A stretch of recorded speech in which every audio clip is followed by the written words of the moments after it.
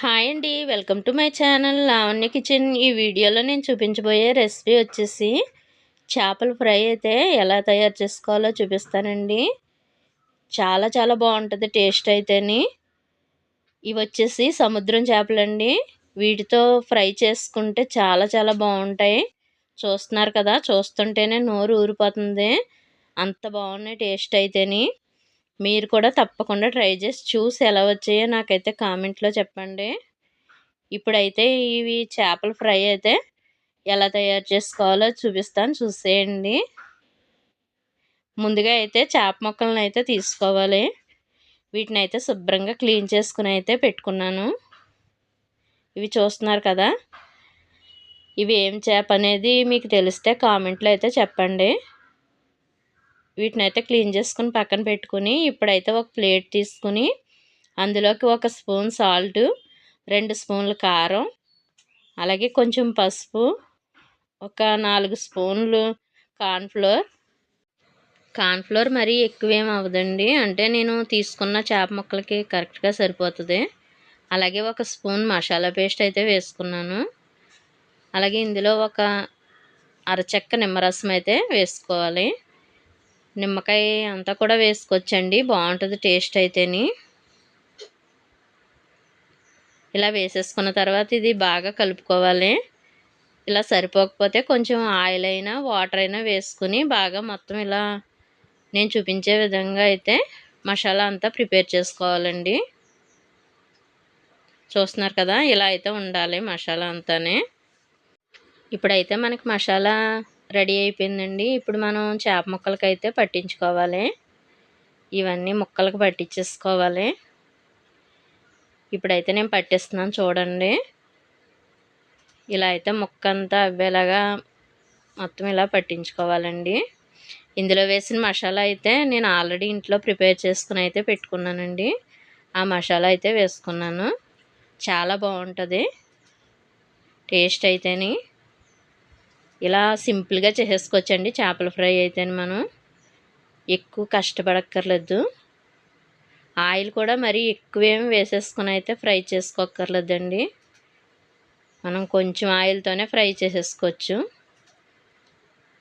ఇలా అన్ని ముక్కలు అయితే పెట్టేసుకోవాలి. మసాలా అంతా అన్ని ముక్కలకి పెట్టేసుకోవాలండి. పెట్టేసుకుని అయితే మనకి టైం ఉంటే 1 గంట అయినా ఫ్రిడ్జ్లో పెట్టుకుంటే మనకి ఇవన్నీ మసాలా అంతా ముక్కలకు పట్టి బాగుంటుందండి టేస్ట్. మనకి టైం లేకపోతే కనుక ఒక 15 మినిట్స్ అన్నా పెట్టుకుని తీసుకొని ఫ్రై చేసుకోవడమే. ఇప్పుడైతే స్టవ్ వెలిగించుకుని కళాయి పెట్టుకుని ఇందులో ఆయిల్ చూసారు కదా నేను ఎంత వేసానో, ఇలా అయితే వేసుకుని మనం మసాలా పెట్టుకున్న ముక్కలను అయితే ఇందులో వేసేసుకోవాలండి. చేప ముక్కలను అయితేని ఆయిల్ కొంచెం వీట్ అయిన తర్వాత ఇందులో వేసేసుకుని ఫ్రై చేసుకోవడమే. ఇవి మంటనైతే కొంచెం మీడియంగా పెట్టుకోవాలండి, మరీ పెద్ద మంటగా పెట్టేసుకొని ఫ్రై చేసుకోకూడదు. మనకి స్లోగా కుక్ అవుతుంది, లోపల బాగుంటుంది టేస్ట్. ఇప్పుడైతే దీనిపైన కొంచెం కొత్తిమీర అయితే వేసుకున్నానండి.